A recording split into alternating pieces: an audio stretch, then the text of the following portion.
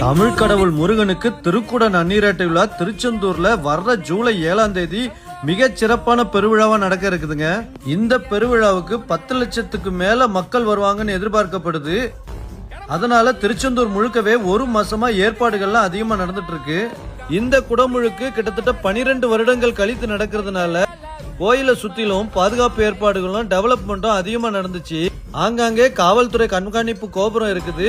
அது மட்டும் இல்லாம ஊரை தூய்மையா வச்சுக்கிறதுக்கு தூய்மை பணியாளர் பல்வேறு மாவட்டங்கள்ல இருந்து வரவழைச்சிருக்காங்க. 12 வருஷங்களுக்கு அப்புறம் இந்த குடமுழுக்கு நடத்துறதுனால கோயிலை சுற்றிலும் அலங்காரங்கள்லாம் பிரமாதப்படுத்துறாங்க. போங்க, கோயிலோட பிரதான நுழைவாயில வழக்கம் போல யானை ஆசீர்வாதம் வழங்கிட்டு இருக்கிறதுக்கு பின்னாடி கருணை கடலை கந்தா போச்சுன்னு அந்த வாசல் முழுக்கவே அழகா பூக்களால டெக்கரேஷன் பண்ணிருக்காங்க. அது மட்டும் இல்லாம கடல்ல நீராட போற பல லட்சம் பக்தர்களுக்கு ஏற்ற பாதுகாப்பு ஏற்பாடுகளையும் கடற்கரையில பண்ணிருக்காங்க. குடமுழுக்கு டைம்ல விமானங்கள்ல நீர் தெளிக்கிறதுக்காக கோபுரத்துக்கு மேல மரத்தாலான சாரங்களும் கட்டியிருக்காங்க.